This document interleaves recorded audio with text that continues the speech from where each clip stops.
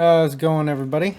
Alright, so I'm going to start off with a review of what happened yesterday, during the tabletop tournament. Let's start that. Alright, so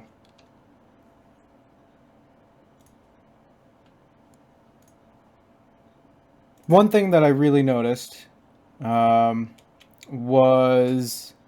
the use of fadeaway. I'll go ahead and play this. Now, Elliot uses, every single time Elliot uses fadeaway, it is at the best times. And I really have to commend him for his use. Because as you can see here, he uses it right when, he waits and waits and waits until he finds an opportunity to use it, a perfect opportunity to use it. And then again,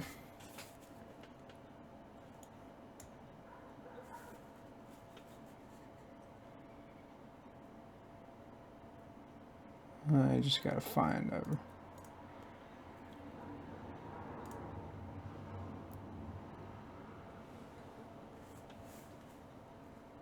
right again right here. This is the matchup between Elliot and Marimbus Nick. Really cool the way he saves his fadeaways. Then you've got another one. Let's see, there's one more I believe that I wanted to show.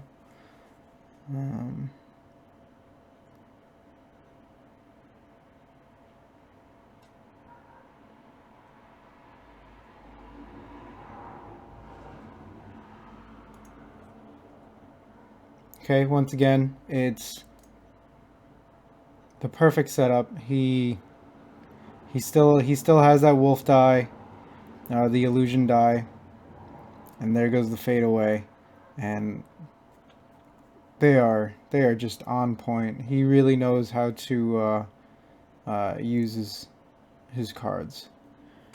All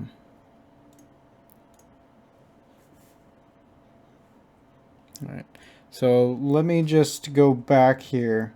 Nick also, during the second round of the tournament, let me bring up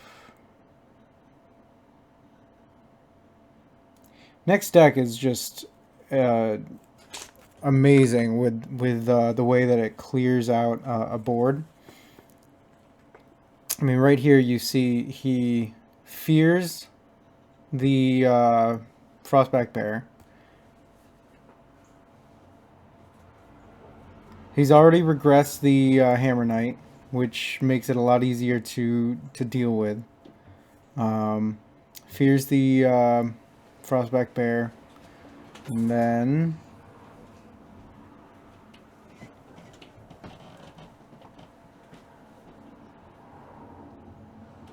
I think it's a little bit further ahead, but he ultimately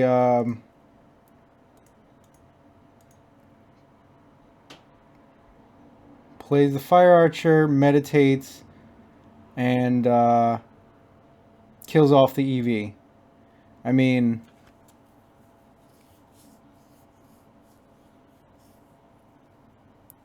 that's impressive, and you get to see that much more too during the losers bracket when Nick goes up against Tim or Setonis. I think that's how you pronounce it. Elliot, you didn't miss much. Just me talking about how really good your fadeaway uses were.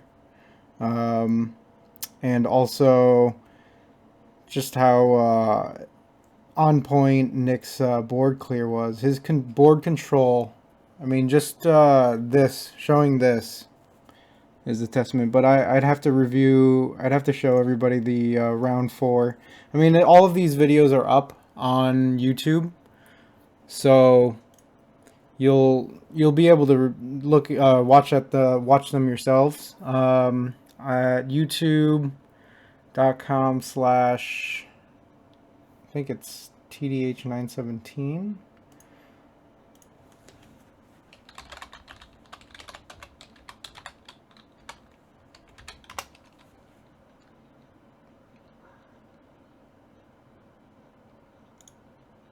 Yeah.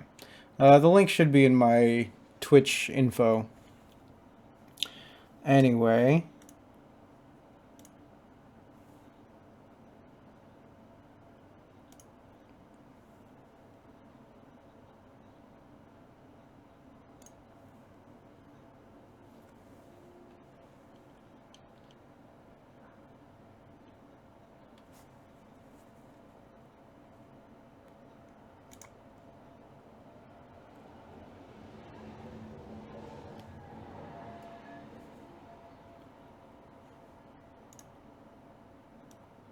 Yeah, Elliot, the Nick's Jessa was really, really good, and I think he would have had.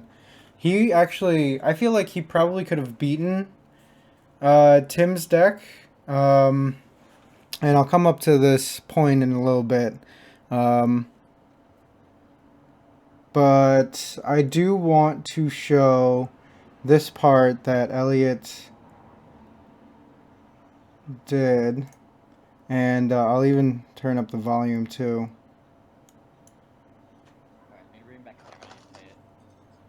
Oh man. Like, even Nick was surprised that Elliot pulled up the Hammer Knight.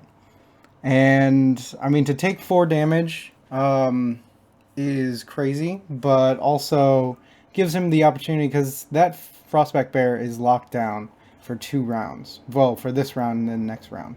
So he really has to. He wants to take care of that EV. He wants to take care of that Archer, right? Best way to do it, just bring back that Hammer Knight, and it takes care of both of those, and then he can just swing in for another point with the EV if he really wanted to.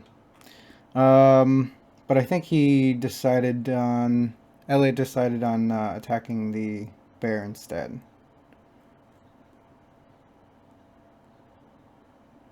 And then I'll also have to commend Nick about his Hammer Knight plays. Or I mean, not his Hammer Knight, his poison plays. Now, the big thing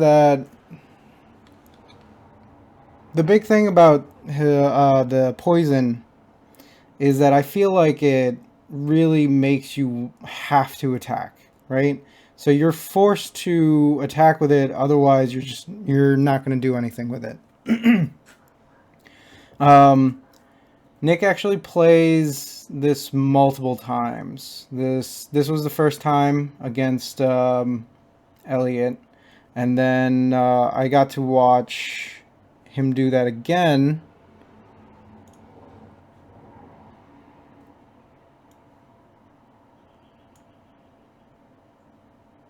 right here,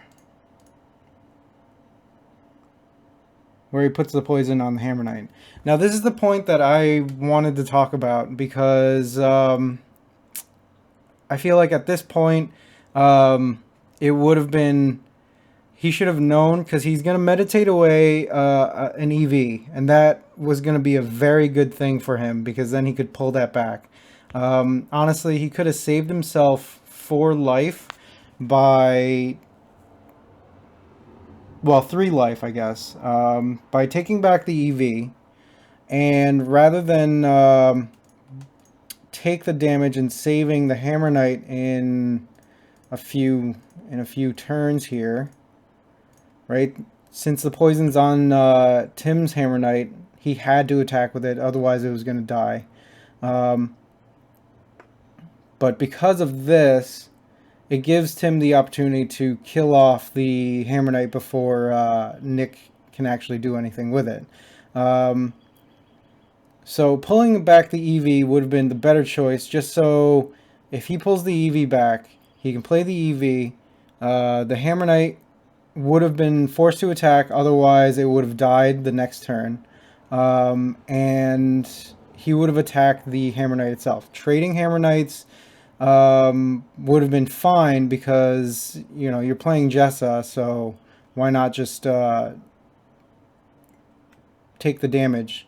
Not only that, he would have been able to use the Aftershock on that Frostback Bear. And it actually ends up being, near the end, Satonis had 7 life left? Yeah. During the last round, it was 7-4. Now that could have been a little bit better. It would have been 7-6. I mean, a lot could change through the course of the rounds, and depending on what he had done here, it could have changed everything. But in general, I feel like it would have been the better call to just bring that EV back and have an extra body, especially having, you know, 2 life unit.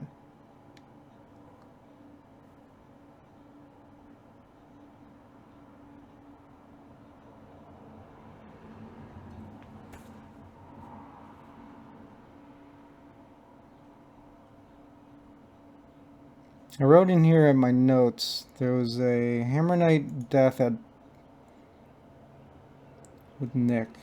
Oh, okay, yeah. This is the point where he could have prevented it. So Nick's board clear. Nick and Tim's board clear is amazing. In this game, I mean, if you just watch throughout this, you know, I don't think they went past 3 battlefield slots, 2 even, at any point. Yeah, it was, the board clear was, the control was so good in this game. It was like,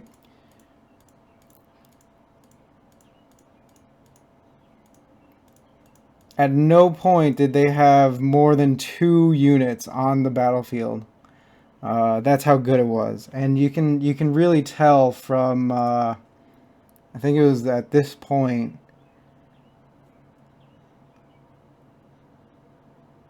with the regress on the Hammer Knight, and then in a little bit the fear on the Frostback Bear. And then Tim plays his own fear on Nick's Hammer Knight,